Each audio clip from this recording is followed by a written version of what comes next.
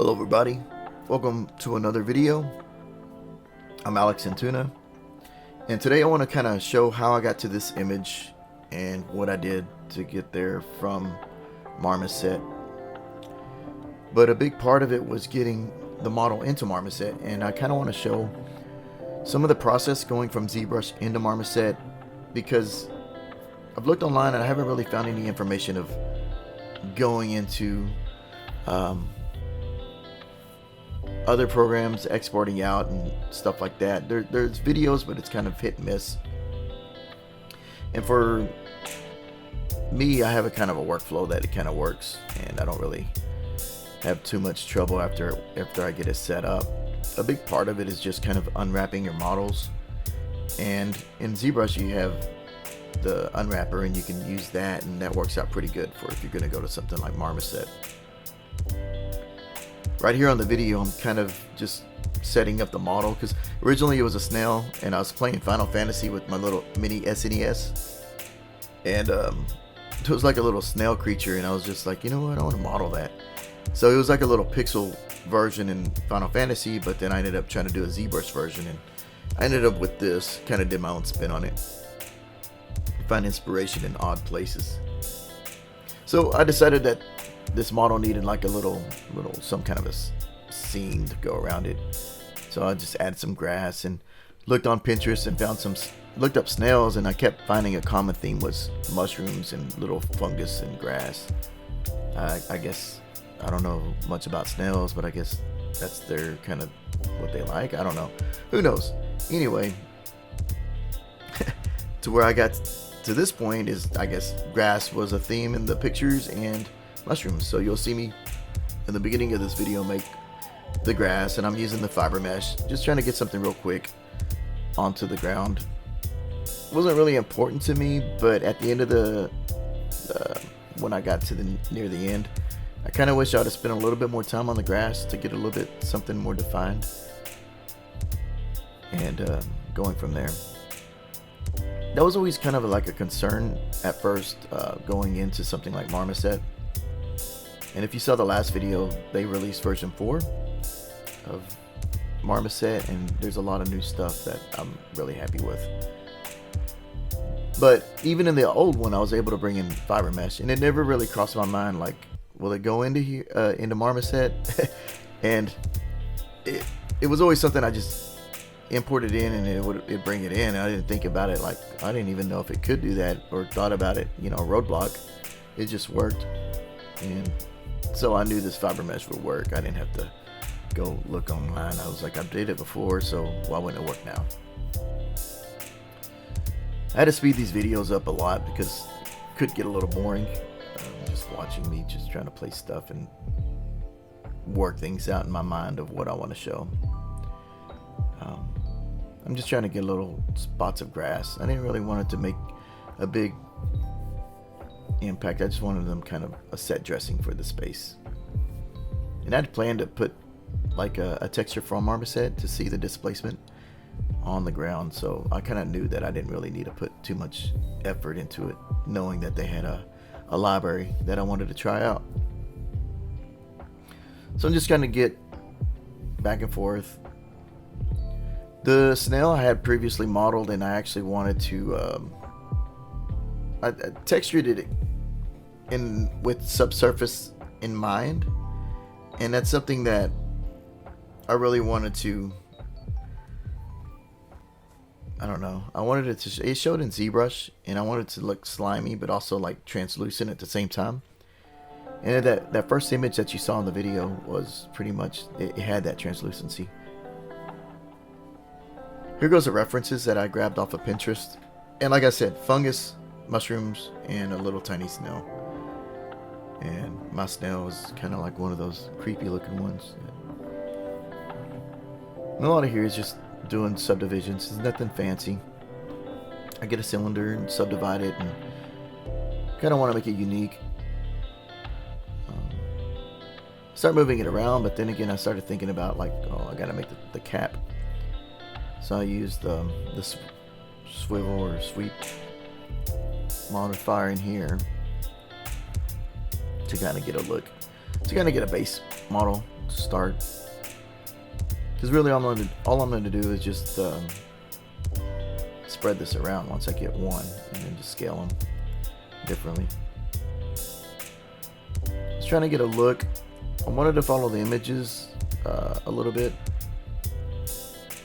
Kind of get that same kind of feeling. I'm just using references, going back and forth. And in here, I use the radial symmetry for it to get the little details. And I knew they were going to be in the background, so it wasn't really too important for them to be too thought out. So using the radial symmetry, I start brushing in from the center out to kind of get the little fins and under the, or the gills. I don't know what they're called, but I really want that to show. And just start painting in, sculpting. Going around, trying to make it a little more unique. The dam standard and the clay buildup brush, just pushing and pulling. Just your standard ZBrush sculpting. But I do want to keep it to where I can jump around with the resolution. And that was something that was tricky whenever I was going to bring it in to the other file, or to the main file. They both needed to have the same resolution, the stem and the cap. So that when I merge them together, it keeps their divisions and stuff.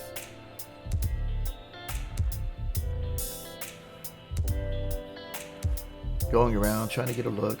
And it's starting to look like a little mushroom, and pushing and pulling, and there you go, mushroom. So I'm going to bring it into here, but then I realized that I need to put them together, because I didn't want to bring them in pieces and try to move them around. That was a little bit more work, so I upped the subdivision and just grouped them together and went from there. The other thing I started to notice is that I didn't want to texture them how many times, over and over again, so I was like, you know what? I'm going to go ahead and texture this thing. Don't forget to save. And so I decided to poly paint it. That way it's out of the way and kind of covered.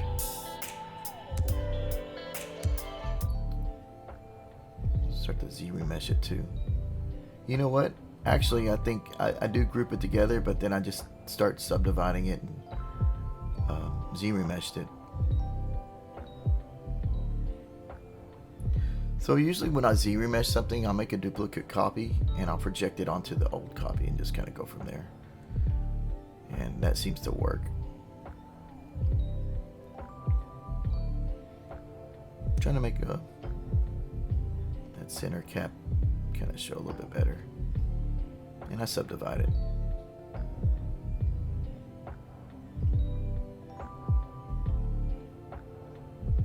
It seems like it's the little things that kind of make these little environments, the mini environments. I don't know what you call that. Little setup. Kind of adds a little story and character. So I unwrap it that way because I didn't want to keep having to do this over and over again. So unwrap it once and then copy paste. I already knew I needed to take it into Marmoset, and I wanted to kind of minimize how much work I needed to do in the end. And this video is more or less kind of like my experimentation of seeing like what can I do in Marmoset now, given the new tools and new features. The ray trace. Before I would take models into Marmoset and I was happy, but now you got the extra features and I'm just like, all right, let me trying to think ahead with that. So now you got a mushroom cap, and now it's just kind of set dressing, right? You're just kind of dressing up the set and playing with tools, playing with the transform. Trying to make it look a little unique from the other ones. Each one have a little kind of droopiness. If you look at the reference on the left, you can see them kind of lazily angled and curved. And once I did the first one, then the other ones were just scaling and adjust as needed, scaling it on different axes and stuff like that, just so they don't look too similar. And most of the time when you see a mushroom, they're all kind of similar. Besides their, size and stuff.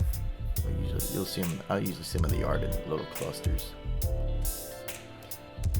So now that that's kind of out of the way, I'm gonna go on to the next part, I guess. I'm gonna try to pose the snail. I could have left him as is, very straightforward, but that doesn't give a character to the snail or anything that you make in 3D, right? If you make anything too perfect, it needs that little bit of variant, little chaos. Not perfect, not just angle stuff, move stuff. So I wanted him to kind of be looking over, and if you remember the first image, he's kind of looking towards the camera, moving some of the eyes, because like I said, if it's too perfect, you're gonna know. I don't know, the brain picks up on it subconsciously. You're like, something's kind of too perfect. And so I'm just kind of varying up the model, getting in there.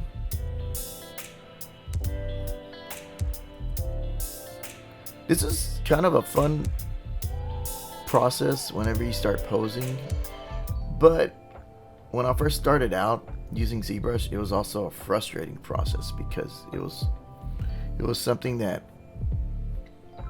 was hard for me to know the tools, and you would have to click and drag backwards for it to mask off certain areas. But as I started practicing more doing it, it wasn't so bad. But when I first started doing ZBrush, you'll notice like some of my early models, I don't really try to pose anything, and that's something that I can see now that my models suffered from. And now I try to force myself, even if I don't want to do it, because it's part of it that adds character. And so it took a little understanding of the tools and how to select things and move them around. And with the new gizmos, it makes it a little bit easier to do that too, on top of it. But even the shell, you can see right here, I'm trying to make it unique from being just straightforward, because you gotta move stuff around. So you can kind of get the idea of what I'm going here for, but I still move his face even more too later on. It was something that was bothering me. Then I look at the bottom and I'm like, back face mask. Because if you're doing something with Sculptris Pro, I think it doesn't allow for masking. So I ended up with these problems. So I'm going to fix them right here. Kind of push them out and smooth them down. And do a slice curve right here. Or trim curve. And then as you remesh it, I'm trying to get it cleaned up a little bit. You can kind of see the mushroom sticking out the bottom. Doesn't matter, but part of me has to fix it later on. I'm like, I gotta push that mushroom up just a little bit. One of polygroups, I was gonna try something out in Marmoset, but I didn't get to do it. I was gonna see if I could do IDs and go from there, but knowing that I was gonna displace, I was afraid that it was gonna separate at the edges too. So I didn't do it. I just put it on the whole mesh.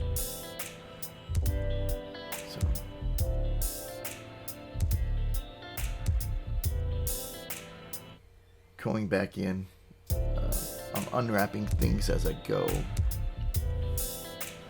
Everything needed to be unwrapped. So usually what I'll do is start at the top of the subtools and unwrap it, apply the poly paint, apply a displacement map, and apply a normal map. And knowing the hotkeys going left and right on the arrow keys, I tab all the way to, you know what? I think I set those hotkeys up. So my arrow keys go up a subdivision and go down a subdivision. So when I go down, I go all the way to the left, so I can go to the lowest subdivision to apply the normal mapping and a displacement. And whenever I need to go up, you can, the arrow keys. Well, for me, I'm left-handed, so it works out because my right hand usually is on the number pad and the arrow keys, and that just out of habit, because as a left-handed with the tablet, it's so hard to reach all the way across the keyboard. So I move all my hotkeys to the right, just start moving stuff around. So usually when somebody jumps on the computer or in my program with my setup, they're like, it just, nothing works.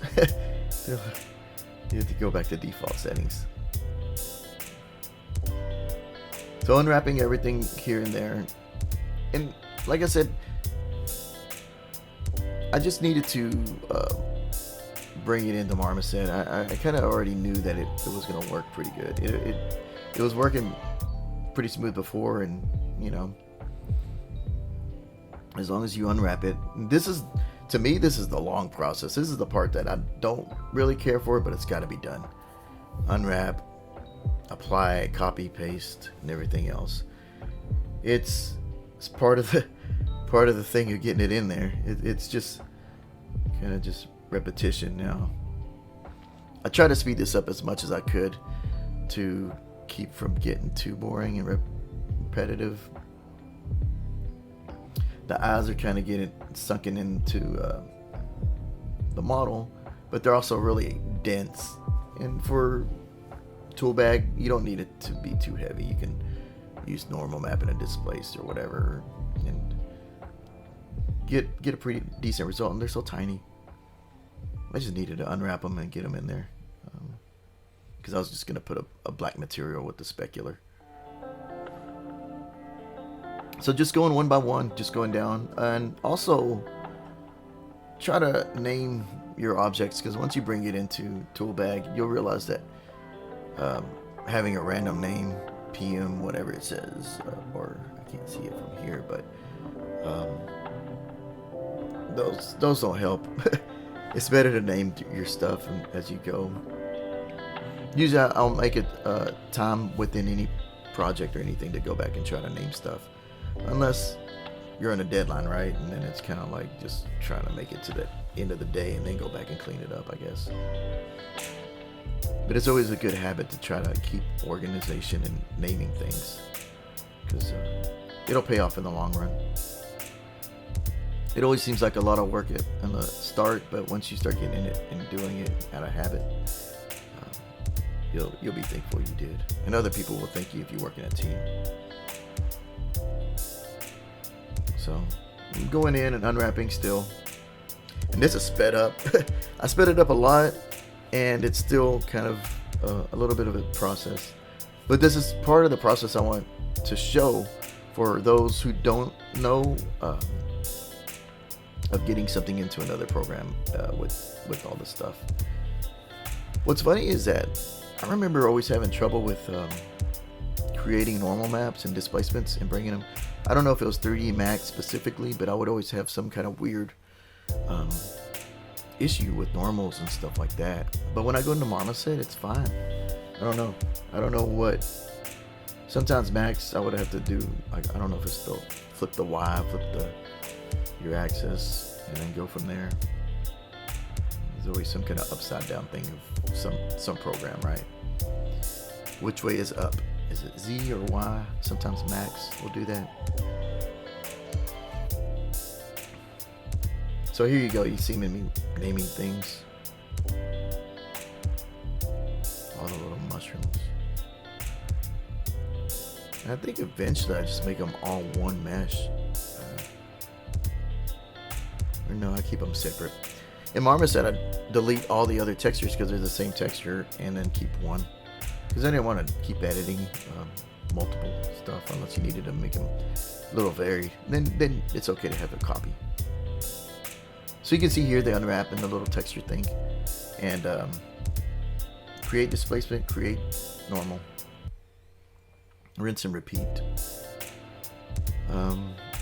Every now and then, I'll export a cavity map or an ambient occlusion map, and that's just sometimes to get a little bit more detail and a little more grunge into the model for me. But then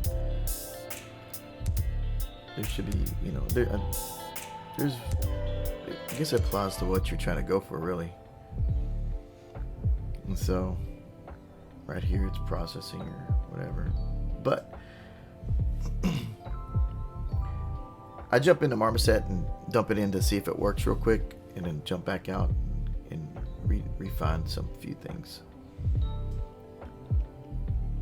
Once I was in Marmoset, everything kind of went by pretty quick.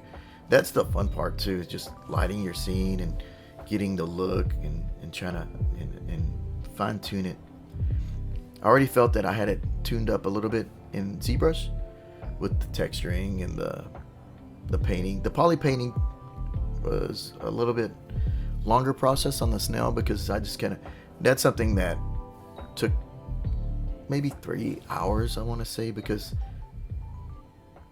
that's fun. And I was just having fun with just painting little things. It's kind of like airbrushing, just painting little things here and there. It's like you can't really go wrong. And I probably could have painted for a couple more hours on the model if I really wanted to, but spending too much on one spot doesn't get you to the end, right? I needed to finish. So looking at the model, you can kind of see some of the low res, and it reads. Going through here and there. So I mentioned about posing him, but I looked at him some more, and I was like, something's not right, and I need to move his body a little more forward or something. I needed him to open it up a little bit more, so I kind of grab his top area and go around and pick him up just a little bit.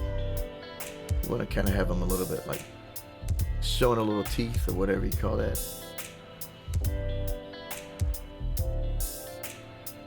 Just kind of going in there and just modifying it. Always find going to the pivot helps, because if you try to rotate it on the too far from the pivot where the mask meets the mesh, it doesn't work too well. So you can see that I have a little more natural twist to them, because I also feel like I had the references on the side of the window to where I was looking at it too. So I was like, you know, these snails are a little bit more, so you can see that back and forth. And so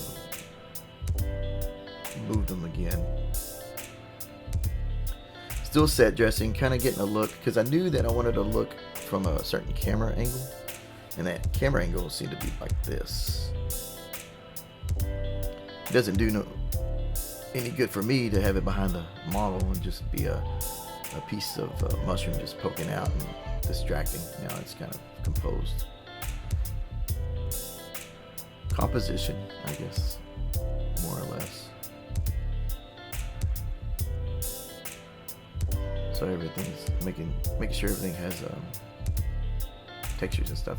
The only thing that I didn't do this to was the grass, and I'm trying to remember if I had this work before, if there was too many polygons, if I should have broken it up in smaller pieces. That might have worked, but in reality I was just like, I'm just gonna make it a color and just see if I can get it to work. And looking back now, I probably should have spent a little more time on it, but it's okay. I mean, this works for what I need. You can see some grass floating on the right that I don't catch until I go into Marmoset. And don't forget to save. Always save. Always save increments, you know, 01, 02, 03. When you go back in a folder, you can actually go back and see progress too. So this is the export of the FBX, and there's check boxes and there's settings, and I have my settings pretty good. It's to Toolbag. There's a way to switch where you're exporting inside of ZBrush, where it says Toolbag. Right above normals, you can see it right there on the left, where the orange button is. You can tell it different programs to export to. This always seemed to work pretty good for me. What I love is that when I bring it into Marmoset, it just brings it in all way it should, just like it. And I'm checking all the maps. You can see the maps here unwrapped. It's a rough unwrap, but it works. If you're trying to just get to the next thing and just go, this works. So I'm gonna import the FBX. We're in Marmoset now, Toolbag 4. Textures are on the right, and the model's in the viewport. So there's no lighting, but everything came in. I can see that grass floating. I'm like, I'm like, let me fix this. I want to make sure there's no other things floating or anything. You can see a mushroom on the left that's floating, and I'm just like, how did I not see this?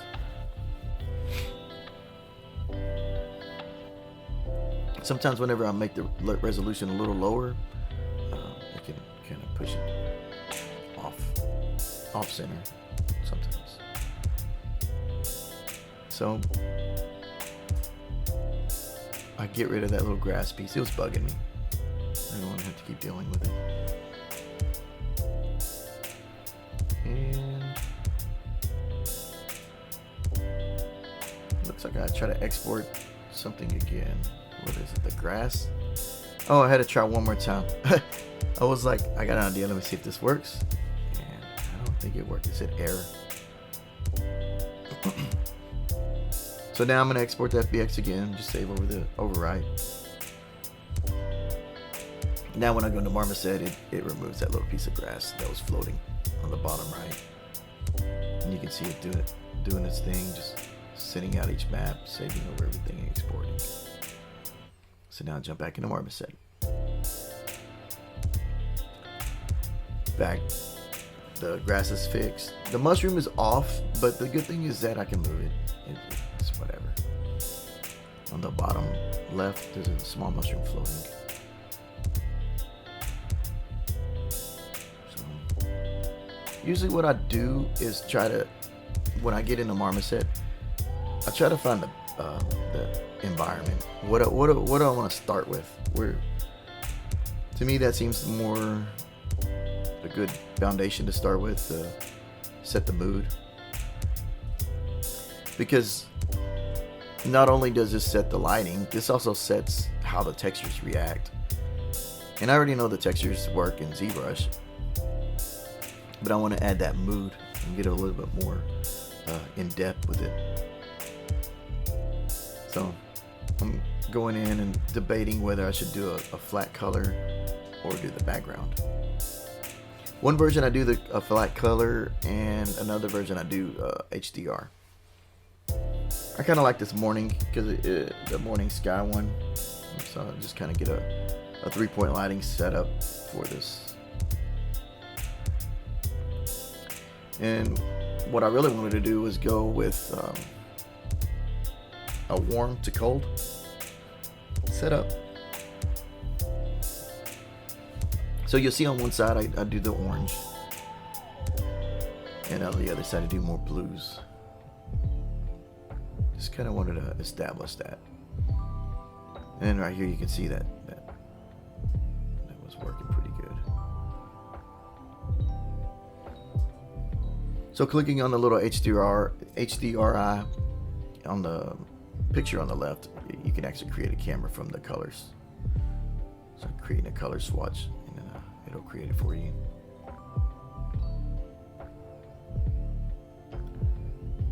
I was trying to rotate it without using my tablet, because when I use my tablet, I would overshoot it, so I started having to go back to my mouse. So I'm selecting the other light and moving it off center. I got 3 lights. Usually I go with the 3-point lighting, and that usually helps. It usually helps fill in the color and then the lighting. Kept that one a little more warm tone. And on the other side I want a little colder. At the end of this video, I'll show more or less what it ends up being.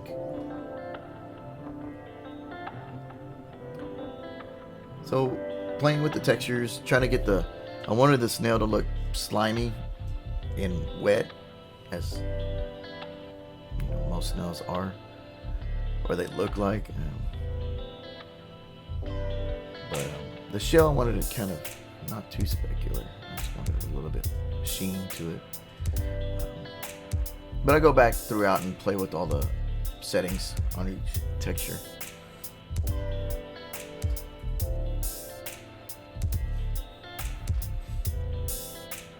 The little spikes on the back and kind of play with to get them a little shinier. But again, I just go one by one. And right here, you can see I got the shroom, or the mushroom, and I just make a main one and get rid of the rest. Because why do I need to keep doing the same thing over and over again? You can see the ones in the back needed the texture. So reapply it, and now just apply it to one, and they all have it now. So going back and forth between ZBrush is usually what I do. I'll go to ZBrush, unwrap it after I've got the model to the end, and then bring it in here. And I'm actually loving this version of Toolbag. It sparked a new fire. You know, I liked it before, but now it's just like, oh, this is pretty cool. So you can see I'm going back to the backdrop, the environment. Still kind of thinking where I want to go with it. And you can see right here with the ray trace, ooh, so juicy. You can kind of get that feeling already. You're like, all right, you know. In my mind, I'm like, this could work. This is going okay. It's just I wish I would have spent more time on the grass, but it's what it is. It's okay. It worked in the final composite for me for what I wanted. I was happy with what I got. But you can see right here I'm trying to figure out a way to get it a little bit more.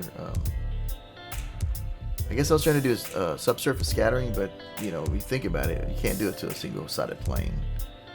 But I bet there might have been like a thin surface, kind of like paper, and that's something I need to dig into inside of this program.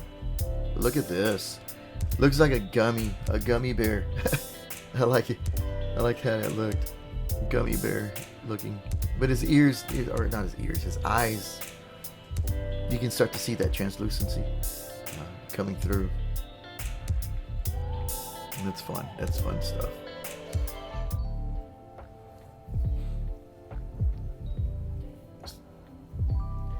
What would have been interesting if I would have put some kind of like a vein or something inside of that eye. I don't know if they have veins, but it'd have been neat to see some kind of like I don't know, something coming down. But that's something to think about now, going forward. Like, ooh, if I do something kind of like this again.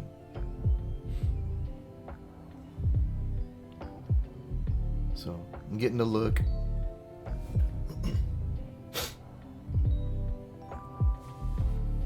Still trying to decide on the backdrop. Playing with the lights. I'm kind of like trying to get a position. I'm like, all right, let me get this sunlight just right.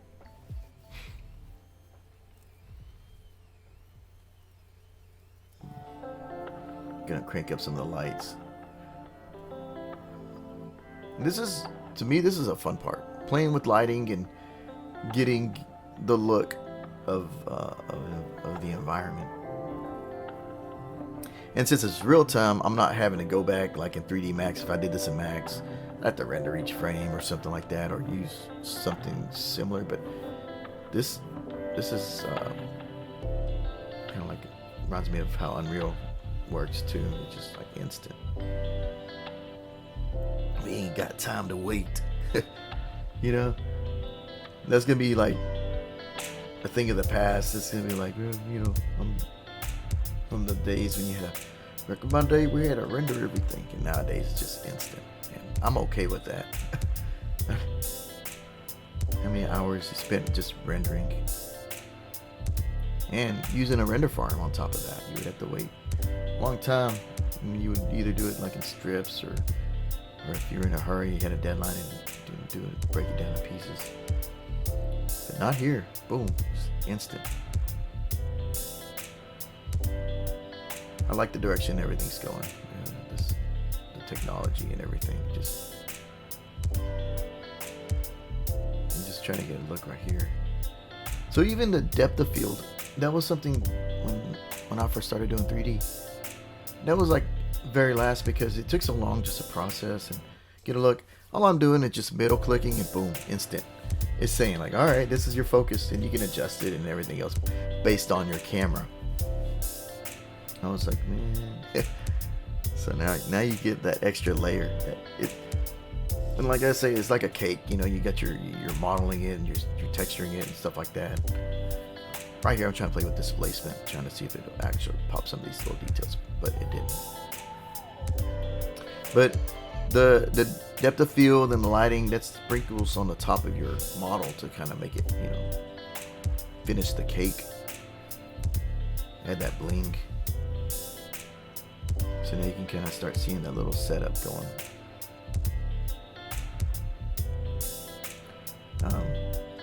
Trying to get a little more grunge on the shell.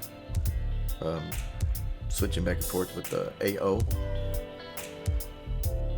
And what's cool is that there's settings inside of Marmoset, but it doesn't take long just to scrub it back and forth, see if it works or if it does anything to improve your image. That's why you'll see me kind of scrub back and forth. And I do this with pictures too. Whenever I edit photos, I'll scrub until it's just kind of hone in on that spot. It's kind of like tuning a guitar. You tune it to a certain area, and you just got to keep getting that note right. Or getting that sound even in music whenever you do a song. Getting it right. So right here, instant. You're rotating the when you rotate the sky, it's rotating the lights with it too. So that's cool. Everything's attached to it. And I think there's a way you can detach it. You can put it in separate outside of the sky, and it won't affect everything. But since these are children of the sky, and I rotate the sky, it all comes along with it. So that's cool.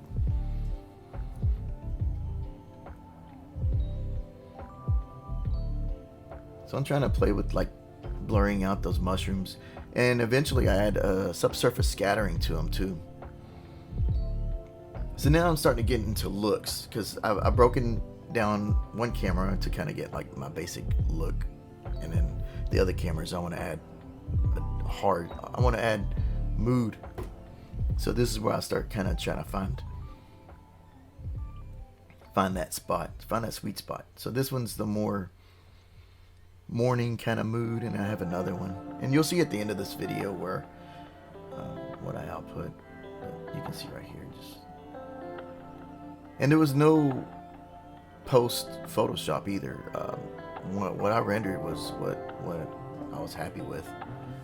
Everything was done inside of Marmoset, and so without having to go into another program to do another polish. And I probably could have added a little bit more to it, but for me, I was just like, this is pretty cool. I'm happy with this. Look at that little subsurface scattering on the eye, on the it's so cool. Loving it. So right here, I wanted the viewport to match what I see, so I didn't export over. I wanted to just get what I have, so I set the camera up. And there's a setting in there to say match viewport, and all I did is match the viewport and multiplied that, and kind of got it so where I didn't have to. When I rendered it, I didn't get more than I thought I was going to get. So I'm trying to play with this shot, but the grass isn't connected. And I was like, oh, grass, come on. So I see mushrooms floating. See all my little problem spots. So I'm like, all right, let's pick this up a little bit. Because you won't notice it once I start adding all these other things. So I do a separate sky, and that's what's cool. You can only have one, but you can have different setups. So I have one for this view right here, solid view, because I just want to show the model and everything else. And the other ones are for the mood. And so that's pretty cool. You can turn on one and the other one will turn off. I probably should, I think I do name it Camera 1 Sky. It's next to it. And as you can see now, it's like, oh, okay, cool. So I'm trying to get a camera. I'm trying to do a composition, but I'm trying to get the viewport to match. And so that's where you kind of see me kind of going back and forth, because I know I saw it, but I'm a little rusty. So there was a drop down window near the, I think the presets. I can't remember, but it's in there. Still kind of playing with textures. Once you get the look, you want to start getting it fine-tuned even more. Trying to get those, crunch those dark values and just get a little bit of that blue. So you can see right here, kind of getting the composition down, and that's what I end up right here. This is pretty much the final image. And another final image, and this is after just playing with all the detail and the settings and everything else. So this is what I export, and this is what I save. I hope it was informative. I hope to do more videos with Marmoset. It was fun. So thank you for watching.